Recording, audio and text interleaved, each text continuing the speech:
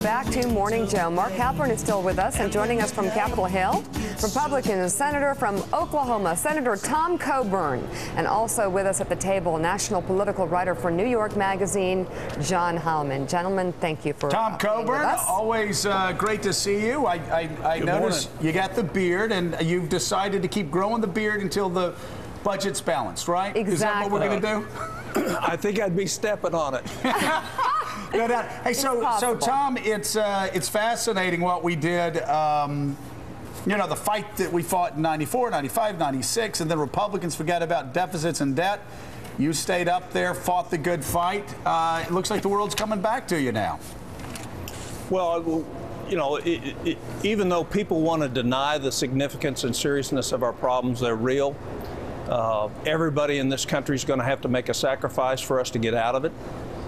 If we don't re-embrace the very qualities that made our country great, we're history, we're toast, and it's time for us to start standing for what we know will be a future for our kids and grandkids, instead of denying that and taking it for ourselves. So you're on the Debt Commission, obviously.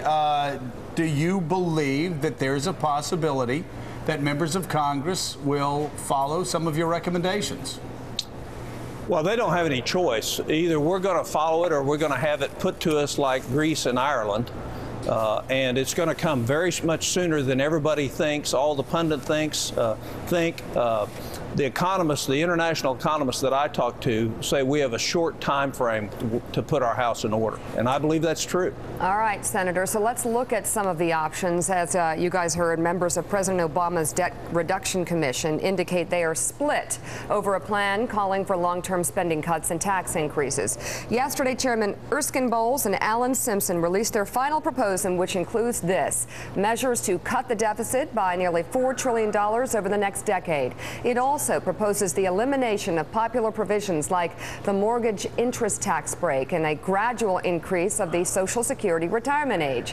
However, the chairman made some changes to their initial draft in order to win the votes of some panel members, proposing $22 billion less in domestic spending cuts in 2012. And in a nod to Republicans, the chairman suggested a temporary payroll tax holiday. The full 18-member panel will vote on Friday. The question is, Senator Coburn, will they come up short, or do you think any of these ideas, harsh as some of them may be, will actually come into fruition? Well, I think the panel will come up short, but it doesn't matter. The fact is the problems are still the problems, and hopefully some of the ideas that are put forth by the commission will be there. The commission has not gone far enough, Mika. It does not solve our problems. You know, we had two of the country's leading economists tell us you can't keep talking about internal debt and external debt. You got to talk about total debt, and we're at 92% right now, not 60% as everybody likes to quote. And the real numbers is all that money's going to have to be repaid. So unless we build a plan that causes everybody to have to share in the consequences of our excess over the past 30 years, we're not going to get out of this. And I think everybody would like to see great opportunity and great freedom for their children. And if we don't come up and measure up to do what's best for our country, knowing that none of us can have all that we want, then we will have failed this country, and predictably that's what happens to republics. Yeah, Tom, let me ask you the politics of the new Congress. Again, you and I fought the deficit wars in the 90s. I think we wrote a book around the same time in 2004 complaining that Republicans had lost their way. And we did lose our way for a long time. Do you think this new crop of Republican candidates will learn from the mistakes of Republicans during the Bush era? Joe, I hope and pray so.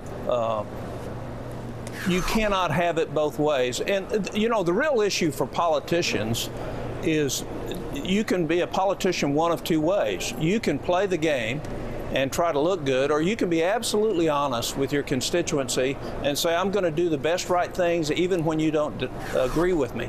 And what I've found is you build trust, even with those people who aren't of your political persuasion, that at least you call the problem what it is and you're going to do the best thing that you know how to do to fix it. And I think what we have is we have a crisis of confidence in our country. And what you saw is this new crop of Republicans, they weren't voted for. the people they replaced were voted against. And so it all is going to be hung on performance. Are you going to do the best right thing for the country, not the party and not your political philosophy, but what is the best thing? And the best thing is re-embrace a limited government. Mark Halpern's here. Mark? Senator, you have as good a relationship probably as any Republican senator does with President Obama.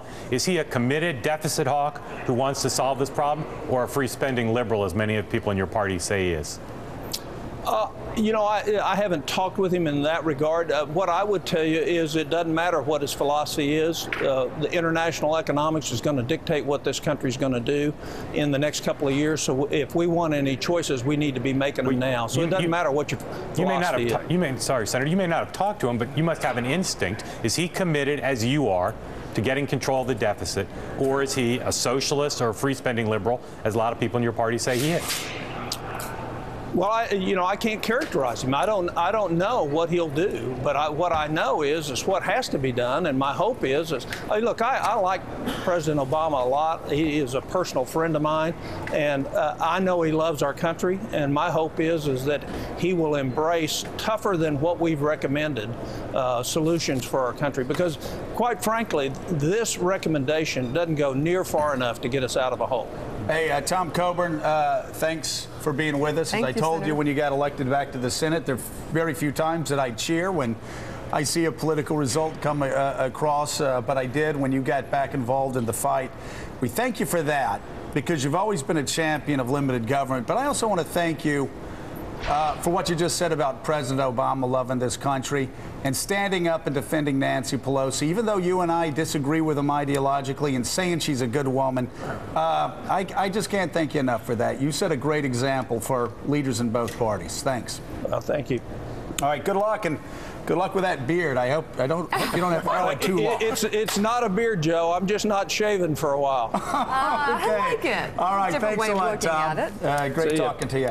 How about that? You know, Tom Coburn, again, one of the most conservative guys, and Tom and I were in a very small group repeatedly that kept pushing Gingrich when we didn't think he